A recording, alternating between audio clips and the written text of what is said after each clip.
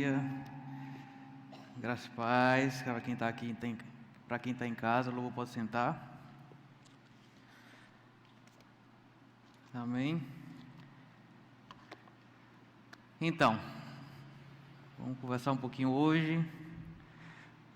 Eu gostaria que você que está em casa pegasse sua Bíblia. Se não, usa aí teu celular, caso ele não esteja conectado no YouTube, que a gente vai falar sobre o assunto que eu acho que seja importante, tá certo? Alguns meses atrás, eu conversei sobre isso em uma reunião dos jovens, mas hoje eu vou trazer um pouco mais de elementos ao que eu vou falar. E Jefferson está tirando foto ali comigo na televisão. Pode tirar, cara, eu sou bonito, eu sei. E eu gostaria da sua atenção, tá certo? Eu sei que também o público que eu vou estar falando também está aqui na igreja. Então, vai ser bênção, ok? Para começar, eu queria que você abrisse lá em Lucas, no capítulo 4, no versículo 1. Esse mesmo texto se encontra também em Mateus, capítulo 4, mas eu quero ler essa parte aqui de Lucas, tá? Nessa versão aqui de Lucas, tá certo? E antes da gente ler, eu lembro que eu acho que eu me converti há 25 anos, mais ou menos, 25 anos atrás. E depois desses 25 anos, você acaba que, pelo menos eu fiz isso, né? Eu faço uma comparação daquilo que era pregado há 25 anos atrás nas igrejas e aquilo que Edilson também tirando foto ali comigo, muito bom, Edilson. E aquilo que é pregado hoje nas igrejas, né? E eu também às vezes eu observo, como me converti com 12 anos, eu também, às vezes, 24 anos na verdade, 24 anos atrás, eu olho para as pessoas que se converteram há 24 anos atrás, em média, e também observo, acho que, né, pelo menos aí há uns 5 anos, de 5 anos para cá, as pessoas que se converteram, tanto pessoas jovens, quanto adolescentes, adultos e idosos. E a impressão que eu tenho é que existe uma pequena diferença entre as pessoas, não é? Não é dizendo que existe hoje outro tipo de cristão. Estou falando que existe uma diferença das pessoas. Existe às vezes uma impressão que a mensagem ela mudou um pouco, né? Aquilo que é falado para as pessoas, eu não estou falando só daqui não, tá? Estou falando de uma forma geral. Como eu gosto muito de ver pregação, acompanho alguns pregadores, gosto de ler alguns livros, eu pelo menos percebo que tem uma diferença da forma que a mensagem ela acaba sendo abordada e o que essa mensagem ela causa nas pessoas que estão, né? Que é entre aspas, é o consumidor final da mensagem, né? O que é que isso causa nas pessoas? E parece que a gente tem duas gerações, né? A igreja, o corpo de Cristo é o mesmo, mas quando a gente individualiza, né, a geração passada, pelo menos eu percebo isso, daquelas que se converteram na época que eu me converti, e pelo menos o que aconteceu de 5 anos para cá, parece que teve alguma coisa aí no meio do caminho que ficou diferente. E é sobre isso que eu vou falar. No início você não vai perceber que eu vou falar sobre isso, mas no final você vai entender o que eu quero, porque eu falei isso agora no começo, tá?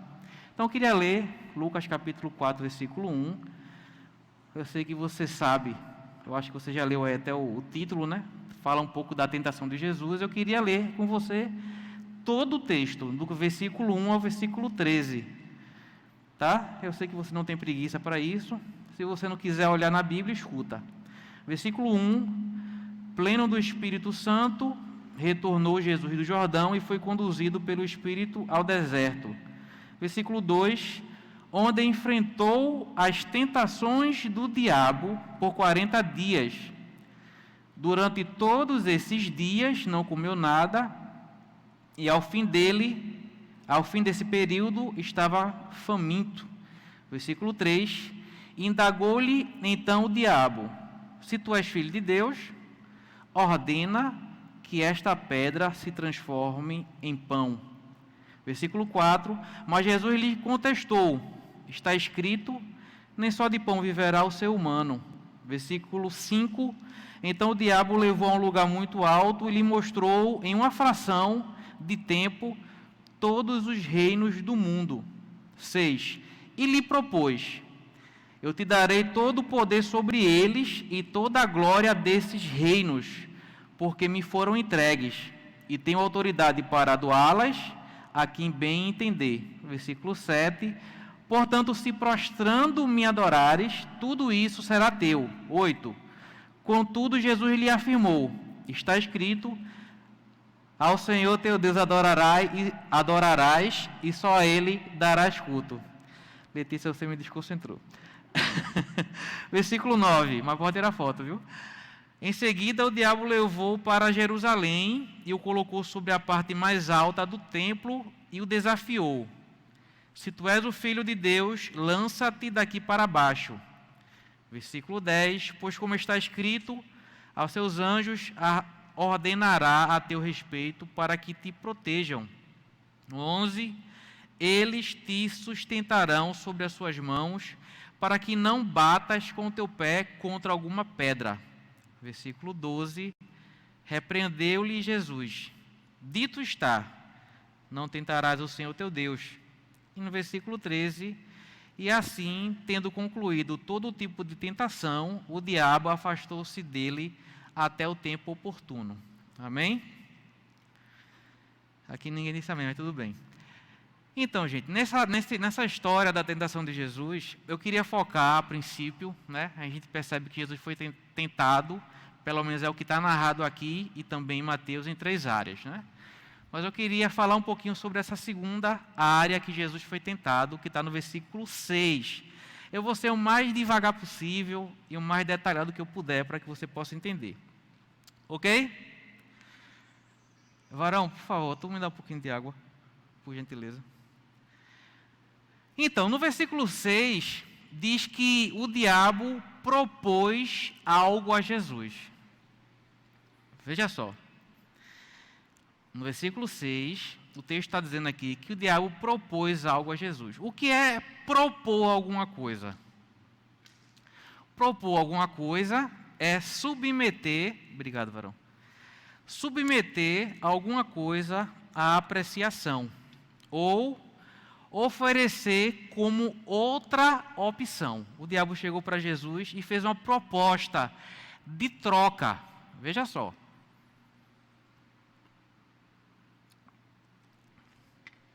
O diabo chega para Jesus no versículo 6 e faz uma proposta de troca. Se você estiver aí com alguém junto de você, eu não gosto de fazer isso, mas eu vou fazer dessa vez, que eu quero que você decore. Se você tem alguém próximo de você, diga assim para ela: o diabo fez uma proposta de troca. Existia uma proposta e o diabo tentou fazer outra proposta. E qual foi? O diabo falou o seguinte, ó: eu te darei todo o poder sobre eles, está falando das pessoas, e toda a glória destes reinos. Eu sei que você sabe, mas eu vou lhe lembrar. Uma das metas, né, dos alvos de Jesus era vir à terra e tomar de Satanás aquilo que ele tinha recebido de Adão e Eva, que era a autoridade sobre a terra. Era uma das funções, além da redenção, da justificação, né, e tantas outras coisas. Uma das coisas que Jesus veio foi destronar Satanás da autoridade que ele tinha recebido de Adão e Eva, quando os dois lá tinham pecado, certo?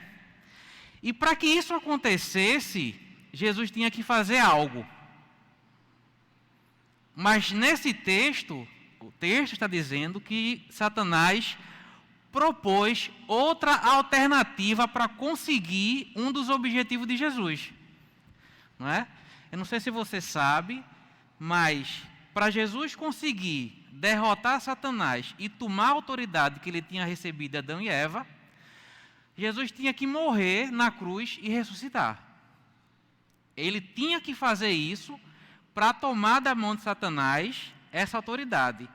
Mas Satanás fez uma outra proposta para se conseguir a mesma coisa. E eu sei que você sabe também que em nenhum momento Jesus falou que Satanás estava tentando enganá-lo, no sentido de esse oferecimento do reino que Satanás tinha recebido de Adão e Eva, não era um engano que Satanás estava tentando fazer com Jesus. De fato, a autoridade sobre o mundo e sobre as pessoas do mundo era de Satanás. E quando Satanás oferece o que Jesus veio buscar de volta, Jesus não fala que Satanás estava mentindo. Você sabe disso. Eu sei que você sabe. Como bom verbiano, você sabe disso. E quando Satanás ele dá uma outra forma de conquistar o que ele veio pegar. Amém, gente? Obrigado pelo amém aqui. Né? Em casa eu sei que você está mais à vontade. Então, no versículo 6 ainda, Satanás fala para Jesus: eu te darei todo o poder sobre eles, está falando sobre as pessoas, e sobre todos os reinos, ok? Até aí, ok? Obrigado pelo ok aqui. Aí Satanás, ainda no versículo 6, fala: porque me foram entregues. Aí a pergunta é, né, eu quero explicar isso aqui. Porque antigamente eu ficava pensando como é que Adão e Eva entregou, né, essa autoridade que ele tinha recebido de Deus ao criá-lo. Porque a gente sabe que lá em Gênesis capítulo 1, versículo 26, fala, né, que o domínio estaria sobre o homem. Quando eu falo homem, estou falando da raça humana. Certo? Lá em Romanos, no capítulo 6, no versículo 16, diz assim. Eu quero explicar como foi que Adão e Eva entregou essa autoridade sobre as pessoas e sobre o mundo para Satanás. Diz assim, Paulo fala assim em Romanos 6,16. Não estás informado de que, ao vos entregardes a alguém como escravo para lhe obedecer, sois escravo deste a quem obedeceis? Quando Deus diz para Adão e Eva não comer daquele fruto proibido, né? Adão e Eva, em obediência, estariam ainda debaixo, né, do senhorio de Deus lá no início. Quando Satanás vai tentar Eva, e Eva come do fruto, e Adão também depois come, o que houve ali não foi apenas o comer de um fruto, foi a obediência ao que Satanás propôs. O que houve ali foi uma obediência também. Ao mesmo tempo que Adão e Eva obedeceu ao engano de Satanás, também Adão e Eva desobedeceu ao que Deus tinha falado inicialmente. E o texto fala que a quem a gente obedece, a gente se escraviza. Então foi isso que aconteceu no Éden. Em 2 Pedro, capítulo 2, versículo 19, diz assim: toda pessoa se torna servo daquele por quem é vencido. Como houve engano naquilo que Satanás fez com Eva, e também causou também a desobediência de Adão, não é? Querendo ou não, a ideia era vencer Adão e Eva, sabendo que eles tinham recebido uma orientação de Deus para não fazer algo, e ele venceu com o engano, fazendo eles praticarem o que Deus disse que não era para praticar. Então, houve uma vitória em Gênesis capítulo 3. Então, por isso, tudo que era de Adão e Eva, como seres humanos, né, toda a autoridade sobre a terra, todo o domínio, por causa dessa obediência voluntária a Satanás, porque eles foram enganados, mas não foram obrigados a fazer. Eles fizeram porque quiseram. Houve uma transferência de autoridade. E Jesus, quando veio para a terra, ele veio restabelecer essa autoridade ao homem Por isso que a Bíblia fala que, né, o diabo foi tirado do seu trono. É por isso que quando alguém recebe Jesus, a pessoa sai de um reino e passa para outro. O que há aí? Há uma mudança de autoridade sobre a pessoa. Ok, gente? Mas o diabo, ele queria propor uma forma diferente de chegar nesse alvo. Ok? Mais um pouquinho de água. E qual foi a proposta?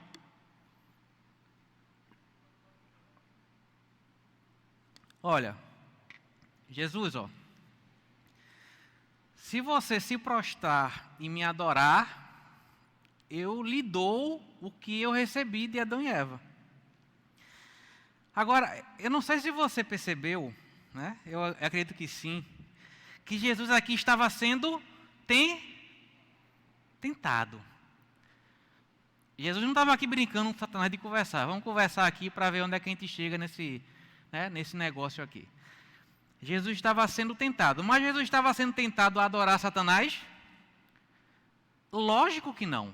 A proposta era essa. Jesus estava sendo tentado a não ir para a cruz. Não era adorar Satanás. A opção que estava sendo dada era a seguinte: Jesus tem uma forma mais fácil de conseguir esse seu objetivo. Satanás estava dizendo mais ou menos assim: eu sei o que você veio fazer, eu tenho uma proposta mais fácil, você não precisa sofrer tanto assim, você não precisa ir para a cruz, e eu tenho uma contraproposta para isso. Dá uma ajoelhadinha aí, dá uma reverenciada, que aquilo que foi me dado eu te dou. Então o que Jesus estava sendo tentado era não sofrer. Você que está em casa, quem estiver do seu lado aí, diga assim: não sofrer. Mais uma vez, só para você não esquecer. Não sofrer. Jesus, eu quero facilitar o sistema aqui para você. Só é ajoelhar. Ok? Obrigado pelo ok também. Então, no versículo 7, o diabo diz, né? Tudo isso te darei. Ou seja, veja o que o diabo falou. Tudo isso te darei. Tudo o quê? A autoridade sobre as pessoas e a autoridade sobre os reinos do mundo. Certo? Diga ok. Ok. Então, já falei que Jesus não foi tentado a adorar a Satanás, mas a não sofrer. Lá em Isaías, e o diabo sabia disso, no capítulo 53, fala, né, não vou abrir lá, desse sofrimento que Jesus ia ter para poder reconquistar e trazer a redenção do mundo. O diabo também queria dizer assim, Jesus, esquece Isaías 53, fica por aqui comigo. O que eu quero é facilitar o processo, eu quero lhe ajudar. Mas ainda bem que Jesus não aceita. Pelo fato de Jesus não aceitar, então ele não obedece à sugestão. Senão ia cair no mesmo erro de Adão e Eva. A quem ele obedecer, ele se tornaria um escravo. Olha que coisa maravilhosa. Jesus não aceitou a sugestão. E no versículo 13 do capítulo 4 de Lucas, fala uma coisa muito interessante. O texto fala que Satanás se afastou dele por tempo oportuno. Na versão ARC fala que ele se afastou por algum tempo. Essa palavra tempo aí do versículo 13 é uma palavra muito conhecida no nosso meio, que é a palavra kairos, que pode ser traduzida também como se afastou por um tempo adequado, por um tempo determinado ou por um tempo certo. Isso significa que Satanás ele ia vir em outro momento, em um momento que ele achasse adequado tentar Jesus de novo. Em um momento que ele acharia adequado, oportuno, ele iria estudar um momento diferente daquele para poder vir ou voltar a tentar Jesus da forma que ele fez. Tá certo?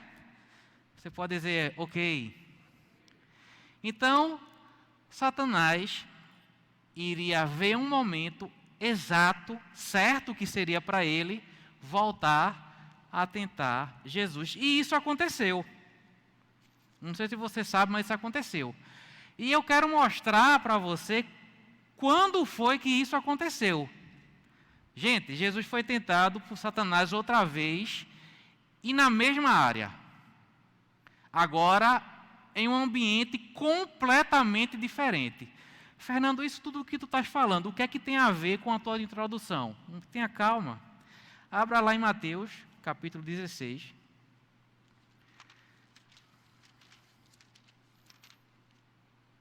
No versículo 13.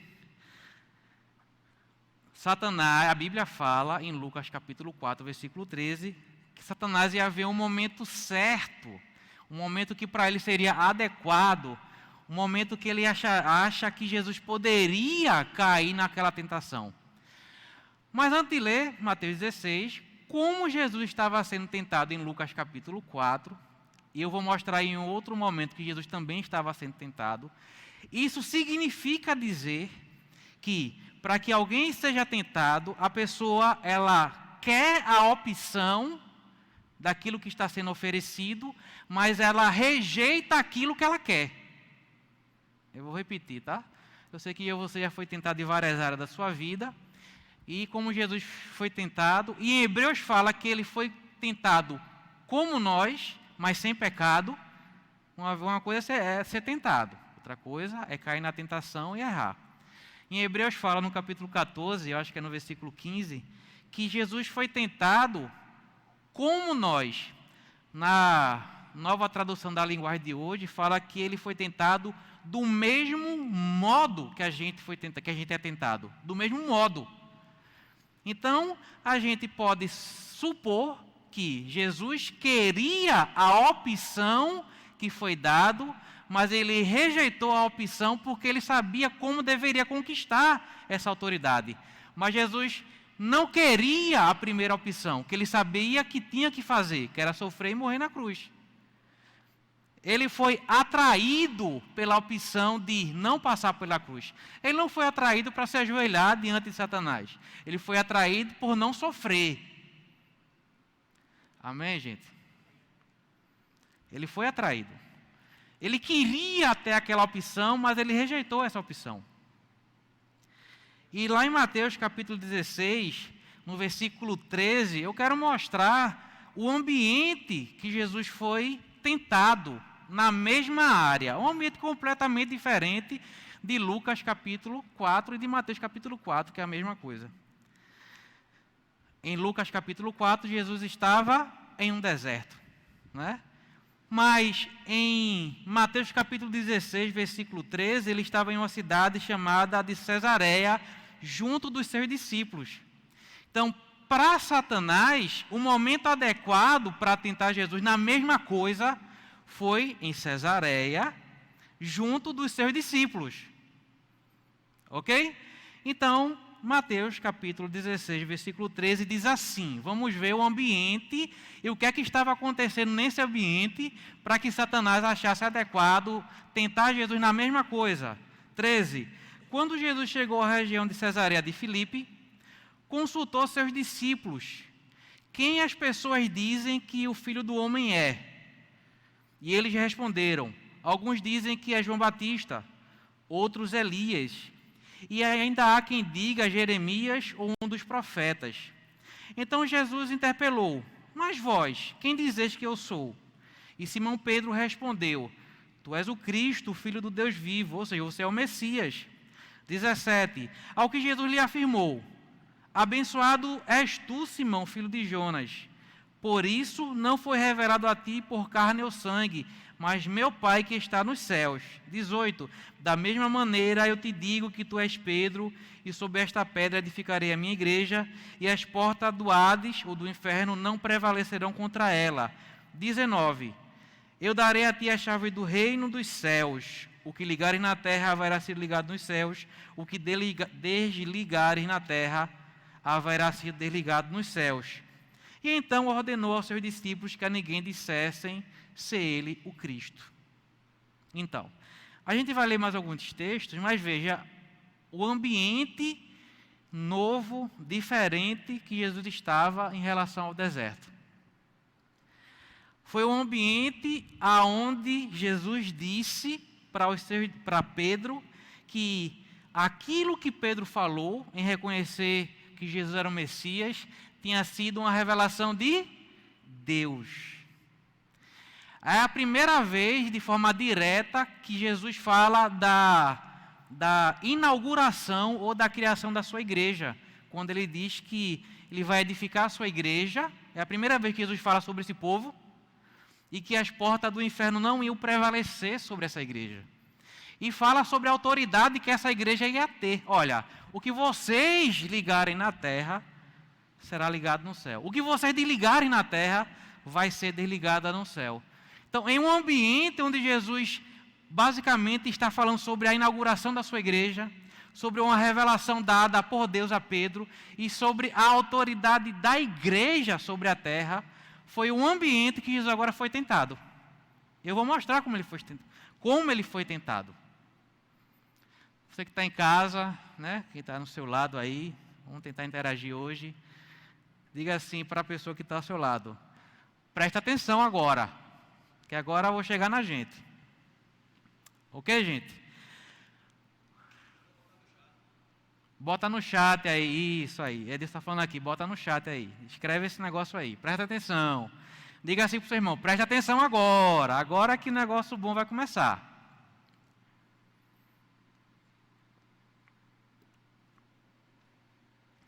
Aí chegamos ao versículo 21, que é a continuação da história do versículo 13, do capítulo 16, até o versículo 20. É uma continuação, gente. Não está tendo aqui uma quebra de história, não. É a mesma história, o mesmo ambiente, o mesmo local, as mesmas pessoas. A partir daquele momento, estou no versículo 21 do capítulo 16 de Mateus, de que momento? Em que Jesus fala da sua igreja, né, a fundação dela, em que Jesus fala da autoridade dessa igreja de ligar na terra e ligar no céu, desligar na terra e desligar no céu. A partir do momento que Jesus falou para Pedro: olha, essa revelação aí que você está dizendo que eu sou o Messias, quem lhe deu foi Deus. A partir daquele momento, naquele local, Jesus começou a explicar aos seus discípulos que era necessário que ele fosse para Jerusalém e sofresse muitas injustiças nas mãos dos anciãos, dos chefes dos sacerdotes e dos escribas, que então ser morto e ressuscitar ao terceiro dia. Então veja, Jesus está naquele ambiente, né, de revelação, né, de informação importante com os seus discípulos, e ele começa a dizer no versículo 21 que, olha, é necessário que eu sofra da mão de vários religiosos, que eu morra, ele sabia que era morte e cruz, mas que depois eu ressuscite. Isso é necessário. Lá em Lucas 4, Jesus foi tentado a evitar o que ele agora está dizendo que é necessário. Era essa a opção que Deus tinha dado para Jesus, e era essa a opção que o diabo queria tirar da cabeça de Jesus, dando uma outra opção. E era a opção que Jesus era tentado a não querer fazer. Amém, gente? Você aí, olha, eu vou interagir com o pessoal em casa, que maravilha. Estou ficando desenrolado, viu? Você aí no YouTube, bota assim: eu estou entendendo. Escreve aí: eu estou entendendo. Eu sei que você está. Aí no versículo 22, diz assim: Pedro, porém, chamando-o à parte, chamando Jesus, começou a admoestá-lo. Algumas traduções falam que Pedro começou a repreendê-lo. Pedro começou a falar para Jesus o seguinte: Deus seja gracioso contigo, Senhor. De modo algum isso jamais te acontecerá. Repare, Pedro chama Jesus à parte, né, de forma até educada, para não falar aquelas coisas em público. Jesus, vem cá. E ele fala até de uma forma até espiritual: Jesus, ó, Deus seja contigo. Que é isso, Jesus? Não. esse negócio de sofrer, de passar por muitas injustiças, de ter que morrer numa cruz, depois ressuscitar, não, isso nunca vai te acontecer. Irmão, isso era tudo que Jesus queria ouvir. Lembre que em Lucas 4 ele estava sendo tentado a não passar por isso. Ao mesmo tempo que Jesus falou que era necessário, Pedro estava falando o que ele queria ouvir. Jesus queria isso. Jesus tanto queria se livrar desse sofrimento, que eu não sei se você lembra, no Getsêmani, quando ele se apartou dos discípulos e foi orar, ele orou 3 vezes. Deus, se possível for, afasta de mim esse cálice. E a gente sabe que ele estava falando do sofrimento da cruz. Ok, gente? Jesus estava sendo tentado aqui mais uma vez, na mesma área de Lucas capítulo 4, versículo 6. Mas no versículo 23 mostra que Jesus identificou aquela voz. Agora repare que a tentação da mesma área se dá em 2 ambientes completamente diferentes. Uma foi no deserto, a outra foi no meio dos seus discípulos. E a voz agora não vinha diretamente da boca de Satanás. A voz agora vinha da boca de um discípulo dele. E um discípulo que aparentemente estava Jesus para com isso. Alguém muito perto dele. Na verdade, dos discípulos tinham 3, e dos 3, que era mais próximo de Jesus, tinha Pedro. Amém, gente? A tentação veio de um amigo, né? Aí, recebe se quiser. Então, Jesus nesse momento identifica a origem da voz. A origem da voz. Por mais que aquilo fosse o que ele queria ouvir, porque ele não queria passar por aquilo, ele sabia que era necessário sofrer injustiças e morrer numa cruz e depois ressuscitar. Aí Jesus fala assim para Pedro, mas indo direto à origem da voz. Para trás de mim, Satanás. Ou para longe de mim. Tu és uma pedra de tropeço. Eu não sei se você lembra ainda no Getsêmani, quando ele se dirige aos discípulos que estavam com ele ali, ele fala algo para os discípulos, ore e vigie para que você não caia.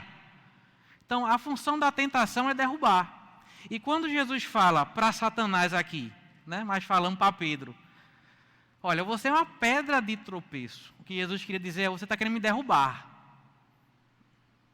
Ok? Tu és uma pedra de tropeço, uma cilada para mim. Pois tua atitude não reflete a Deus, mas sim aos homens. Ou seja, o que Jesus queria dizer com isso? Jesus queria dizer o seguinte, olha, essa atitude sua reflete o homem. O homem é que busca se afastar de sofrimento. Isso não está. O plano de Deus não é esse. O plano de Deus é que alguém precise morrer. É por isso que Isaías fala que a Deus agradou moê-lo. Alguém tem que morrer, gente, para poder pagar o nosso pecado. Deus não se agradou em matar o seu filho. Deus se agradou em aplicar a sua justiça. É por isso que Isaías fala que agradou Deus moer Jesus. Então, o que Deus queria era isso mesmo. Deus queria aplicar a sua justiça e julgar o homem no homem Jesus. Aí acontece algo que para mim é assim, é o auge da história. Até agora a gente falou de Jesus, né, da tentação de Jesus em Lucas 4, da mesma tentação de tentar se livrar desse sofrimento aqui em Mateus 16. O mesmo Satanás tentando Jesus na mesma área, em um ambiente diferente, com pessoas diferentes, em um ambiente de revelação, né? Em um ambiente de, vou criar minha igreja, vou dar autoridade a essa igreja. Foi nesse ambiente que Satanás achou que era adequado tentar Jesus. Né? Em umas palavras amigáveis, né? Nas palavras que ele queria ouvir, agora tentando enganar Jesus usando alguém, falando, um amigo seu. E nesse momento, gente, Jesus ele faz uma coisa até interessante. Quando ele reconhece de onde está vindo aquela voz, no versículo 24 fala que ele se volta para os seus discípulos e começa a falar algumas coisas. E para mim, antigamente, eu não entendia o porquê Jesus fez isso. Porque em um momento Jesus ele estava sendo tentado, resiste à tentação, né, mantém a ideia fixa que era necessário passar pela cruz, por todo aquele sofrimento. Mas porque Jesus, quando resiste a Satanás, ele se volta para os seus discípulos e começa a falar aquilo que ele falou. Antigamente eu não entendia isso. Mas eu acho que agora eu entendi um pouco aqui. Como está em Hebreus, né, no capítulo 4, acho versículo 15, que fala que Jesus ele foi tentado do mesmo modo que a gente é tentado. Então eu acredito que nesse momento Jesus ele viu a sua própria tentação, mas ele não caiu nela. E ele sabia que futuramente esses mesmos discípulos, e muitos deles iam ter que morrer pelo Evangelho, iam ter que ser perseguidos pelo Evangelho, iam ter que abrir a sua vida, né, abrir mão de sua vida por causa do Evangelho. Jesus sabia que a tentação é do mesmo modo, Jesus sabia que eles iriam ser tentados na mesma área. Lógico, né, eu não estou falando que as pessoas elas iriam morrer para se redimir, mas iria vir um tipo de tentação onde as pessoas iam querer fugir do sofrimento que é exigido para quem é cristão.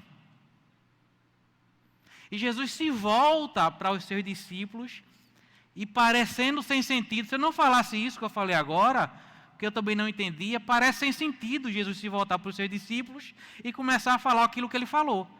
Mas Jesus sabia que eles iam ser tentados também a evitar sofrer pelo Evangelho. E Jesus fala assim no versículo 24. Então Jesus declarou a seus discípulos: se alguém deseja seguir-me, negue-se a si mesmo, tome a sua cruz e me acompanhe. Jesus sabia, gente, que tanto os cristãos daquela era, e principalmente, gente, a da nossa era, eles iam ser tentados a ter um tipo de evangelho que não traz perseguição, que não traz o negue-se a si mesmo. Jesus sabia que a gente ia ser tentado a tentar evitar o que é inerente ao cristão, abrir mão da sua própria vida. Jesus sabia disso. Foi por isso que imediatamente, quando ele percebeu que Satanás estava querendo tirar um sofrimento que era necessário, e que nem o próprio Deus o livrou daquilo, mesmo 3 vezes orando. E Jesus falou: mas não se faça a minha vontade. Olha, eu não quero esse sofrimento, mas não se faça a minha vontade, mas a sua. Mas eu vou sofrer. Lógico, a gente sabe que ali é a redenção. Mas como cristão, a gente sabe, gente, que o diabo ele não vai, se a gente viver de forma piedosa, deixar a gente em paz. O mundo ele vai se voltar contra nós. A carne vai querer praticar tudo o que ela praticava antes do novo nascimento. E Jesus ele sabia que isso ia acontecer. É por isso que ele fala: se alguém deseja seguir-me, negue-se a si mesmo, tome a sua cruz e me acompanhe. Eu lembro que quando eu me converti, gente, isso eu acho 24 anos, o pastor Cristiano nessa época nem pastor era, né? Não tinha título de pastor, era também um jovem, se converteu várias pessoas ali em Sítio Novo.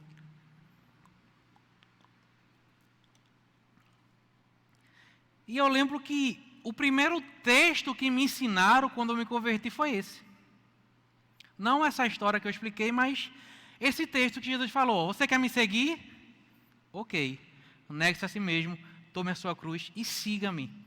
Um dos assuntos primeiro que me ensinaram, gente, foi a questão do céu e a questão do inferno. O que de fato está em jogo é isso. O que de fato está em jogo é isso.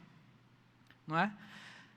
me falavam muito sobre oração, sobre jejum, sobre associações corretas, sobre não namorar com qualquer pessoa, não casar com qualquer pessoa, ter critério para se associar. Então, a linha era muito correta, assim, o negócio era muito reto. Mas a impressão que eu tenho, gente, eu não estou falando de forma a todo mundo, mas em uma parte do cristianismo de hoje, em uma parte, parece que esse tipo de tema, ele é evitado a ser falado, mas Jesus não fez isso. Jesus não fez isso. Ele foi sincero o suficiente para ser direto com as pessoas. Amém, gente? Você que está em casa aí, bota um amém aí, por favor. Me ajude. Parece que não existe mais um negue-se. A impressão que eu tenho, gente, é que a gente precisa ser o tão igual possível ao mundo para ser atrativo ao mundo. Irmão, a gente não vai convencer o mundo sendo o mundo. Na verdade, isso é o mundo nos convencendo a ser igual a ele. Irmão, oração ainda é bíblico, jejum ainda é bíblico, abrir mão da vida ainda é bíblico. A gente, como cristão, tem que ver como é que se veste, como é que se fala, o que é que posta. A gente continua sendo cristão. Irmão, eu não sei se você lembra, mas Deus não livrou Jesus daquele sofrimento. O que é que nos faz pensar que esse texto vai ser apagado porque eu não estou afim de abrir mão da minha vida? Ele não vai ser apagado. Ele não vai ser apagado. Se você quer seguir a Jesus, meu irmão, o negue-se vai valer até você morrer ou até você ser arrebatado. Não tem para onde correr, não adianta orar para Deus lhe livrar da cruz.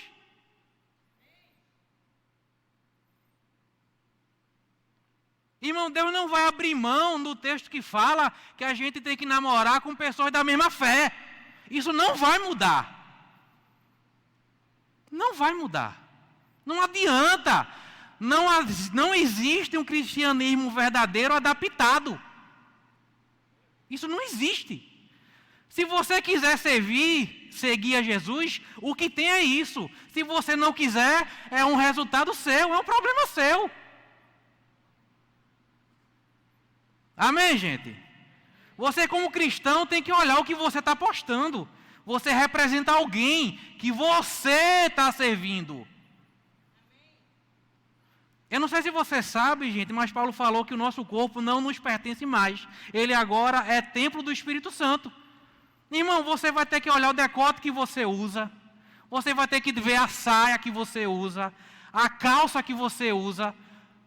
O seu corpo nem é seu. Amém, gente? Jesus continua no versículo 25.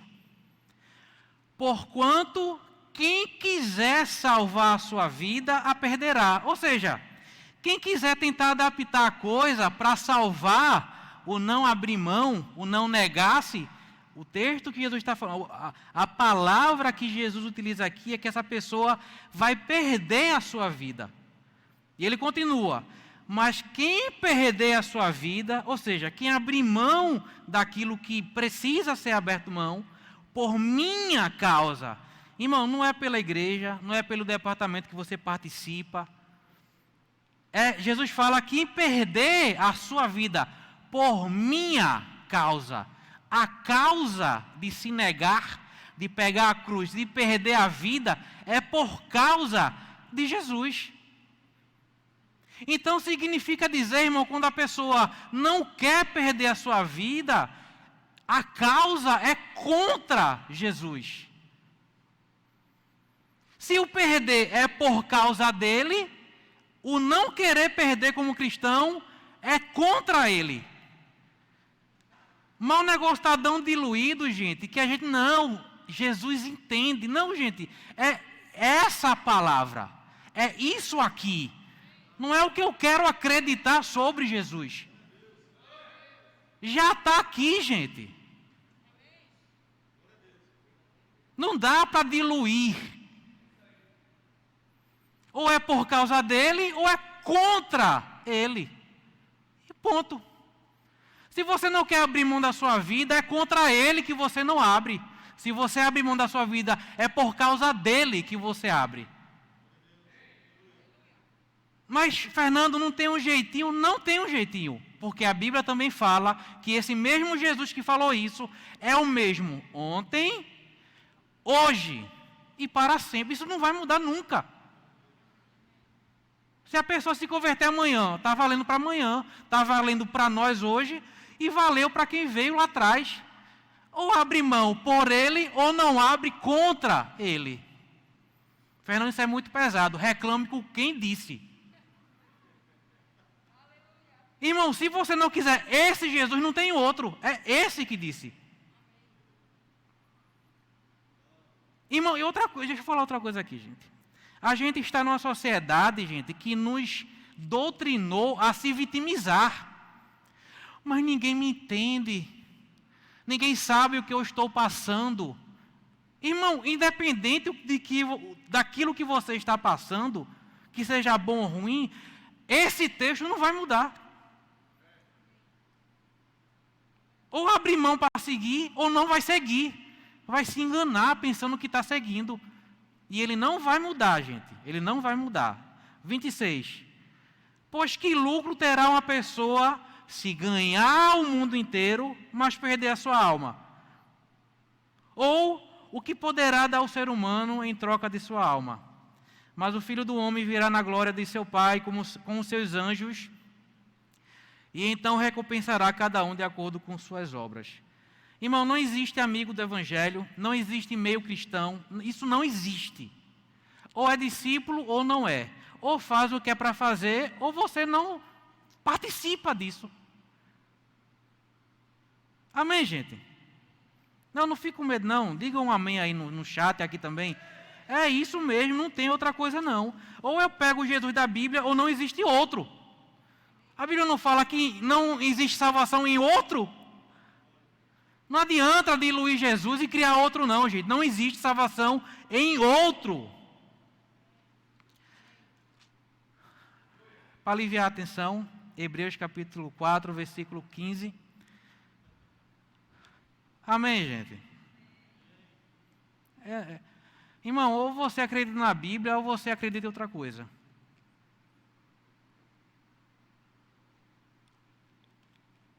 Você quer conhecer Jesus?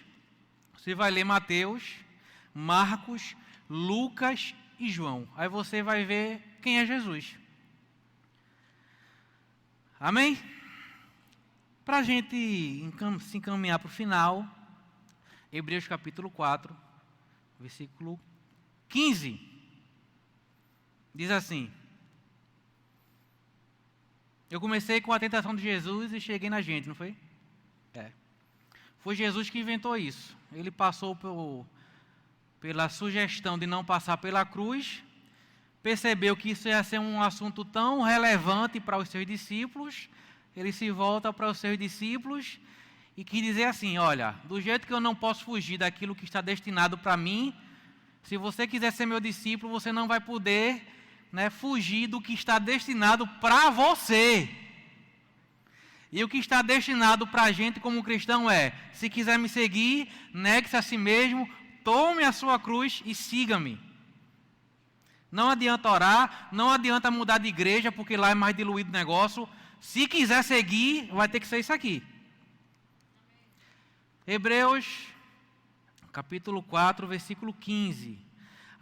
Antes de ler isso aqui, gente, as pessoas do começo da igreja entenderam tanto essa mensagem que elas morriam por causa de Jesus. Irmão, escuta o que eu vou falar, gente. Se Jesus fosse ter pena do sofrimento de quem estava sofrendo por causa do Evangelho no começo da igreja, Jesus autorizaria eles negarem a Ele para depois voltarem para o Evangelho. Não, gente, na hora que estiver perto de morrer, vocês me negam. Depois que tiver sanado o perigo, vocês voltam. Negativo. Você vai ter que segurar até o final, custe o que custar, doa o que doer. Você vai ser afastado da sociedade, você vai ser discriminado pela sua posição, mas nada de retornar, você vai até o fim. É isso que eu quero. Se você não quiser, você não pode ser meu discípulo. Hebreus capítulo 4, versículo 15, diz assim: pois não temos um sumo sacerdote que não seja capaz de compadecer-se das nossas fraquezas. Mas temos, porque ele se compadece das nossas fraquezas? Porque ele passou. Ele sabe como é que é. A questão é que ele nunca pecou. Ainda bem por isso. Mas temos o sacerdote supremo que, a nossa semelhança, foi tentado em todas as formas, porém sem pecado algum. Aí o 16, gente, do 16, para você não dizer que eu só vim aqui, né, descascar. O 16 fala algo importante, gente. Repare que o texto fala que ele se compadece das nossas fraquezas. Jesus também não disse que a gente não tem fraqueza. Jesus não falou isso, né? Fraquezas são coisas que nos incomodam, né? que nos deixam no limite, até para cair numa tentação. Além dele se compadecer de nossas fraquezas, ele não vai ficar, né? Como é que eu posso falar? Deixa eu ver a palavra melhor que se adequa aqui. Ele não vai concordar a queda porque é fraqueza. É por isso que tem o versículo 16. Veja o que fala o versículo 16. Portanto, porque a gente tem alguém que se compadece das nossas fraquezas, e ele foi tentado em todas as formas como a gente, mas sem pecado, portanto, acheguemo-nos com toda a confiança ao trono da graça. Irmão, tem um texto que fala que Jesus se ofereceu na cruz pelo Espírito da graça. Irmão, na hora que Jesus estava orando, pedindo para que Deus, se fosse possível, o livrasse daquele momento, existia uma graça dada pelo Espírito Santo para ele poder se oferecer na cruz. O texto está dizendo aqui que a gente precisa se achegar ao trono da graça. Agora, não é que o trono da graça vem até nós. É a gente que vai até o trono da graça para receber misericórdia. Mas aqui não está falando que você vai receber misericórdia depois que você cair por causa da sua fraqueza. É justamente para não cair na sua fraqueza, a qual ele se compadece de você, que está mandando eu e você se achegar ao trono da graça, justamente para não ceder à fraqueza. Receber misericórdia, veja o capítulo B fala, e encontrar o poder que nos socorre num momento da necessidade.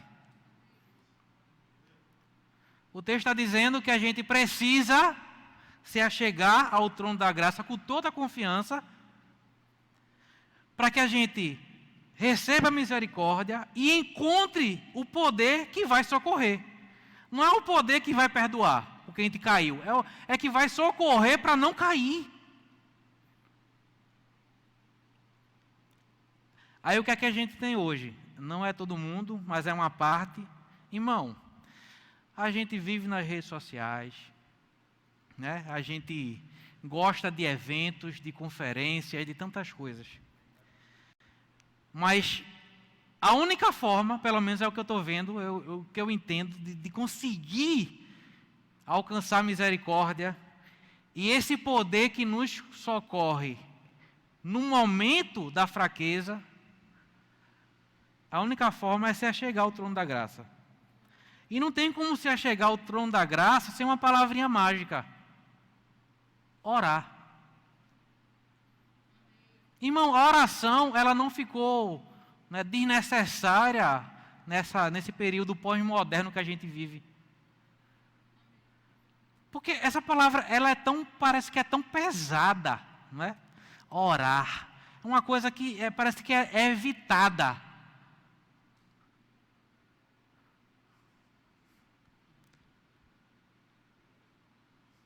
Meu Deus do céu. É por isso que a gente consegue ver tanta gente fraca, gente.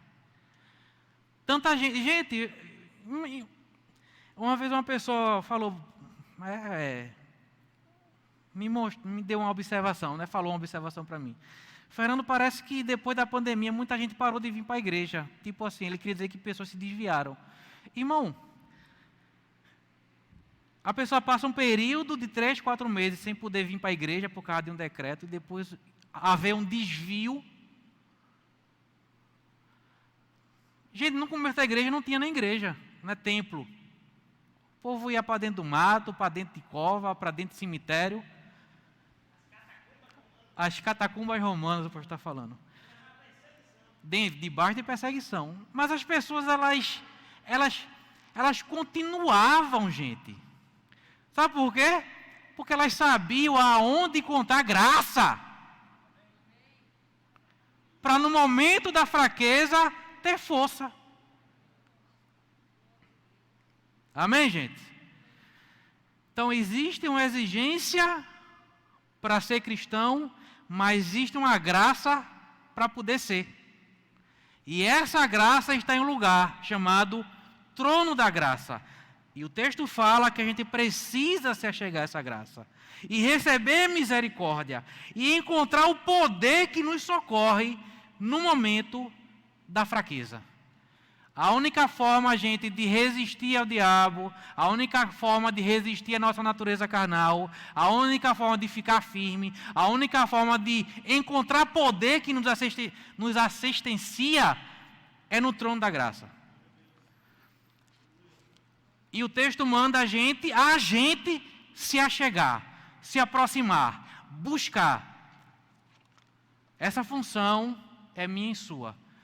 Existe uma responsabilidade de ser cristão e existe outra responsabilidade de continuar sendo. E a única forma de continuar sendo é se achegando ao trono da graça. Amém?